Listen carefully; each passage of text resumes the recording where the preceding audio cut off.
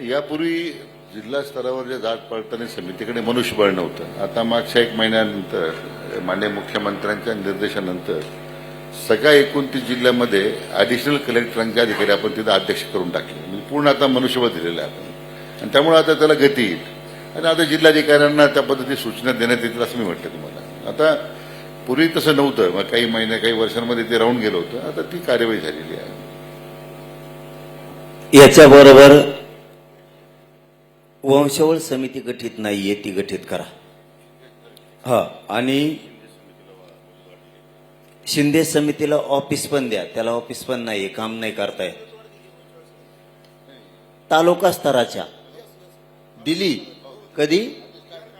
आत्ता का? हा, आत्ता दिली असं.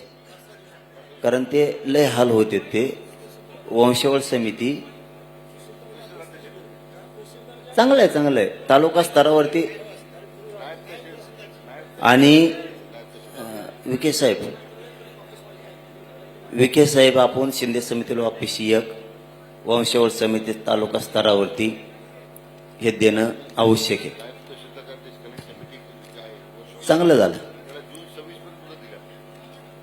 झालं. आणि शिंदे समितीला कायम नोंदी शोधायच्या सांगा, तिला बंद ठेवू नका. हा, ती सुरू ठेवा. काय होतं?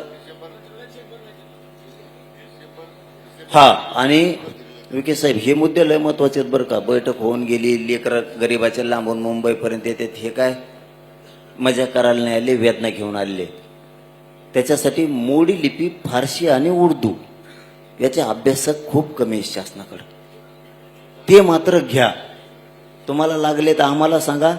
आमच्याकडं जवळपास 250 ते 300 आम्ही तयार केले.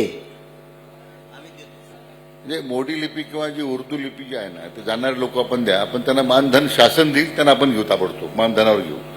म्हणजे मग कार्यवाही करता येईल आपल्याला. ती आमची जबाबदारी मानधन देण्याची. मानधन नको आम्हाला, फुकट करतो आम्ही. फक्त घ्या तुम्ही आम्हाला. आमचं फेसकोट पडलं इथं. तुम्हाला काय सांगावं ह्या नोंदीसाठी त्यासाठी. पैशाचं काय करायचंय? आमच्याकडे एक धाराशिवला असा आहे वकील, रितापुरे नाव आहे. त्यांनी 100 मोडी लिपी तयार केलेत आणि कोणकडे खर्चीला पैसे देत होते. सापडे म्हणतोय जाऊ पदरून. तुमचे पैसे काय घ्यावा? तुम्ही फक्त अधिकार दिला ना नोंदी शोधण्याचा. हे मोडी लिपी तू कुठल्या राज्यातल्या जिल्ह्यात जाय आणि नोंदी शोधेव, एवढाच अधिकार द्या. पैसे नको. पैशाने फेसकुट पडलंय आमचं. तुम्हाला काय करायचं? आम्ही आमचं वावर विकू राहिलं गुंठाभर. तुम्हाला काय करायचं? नाही सापडून दिलं मग बघ. फक्त मोडी लिपी घ्या ना, अधिकार द्या त्याला. आता isakal.com आहे देशातील नंबर 1 ची मराठी न्यूज वेबसाईट. प्रत्येक अपडेटसाठी isakal.com ला नक्की भेट द्या.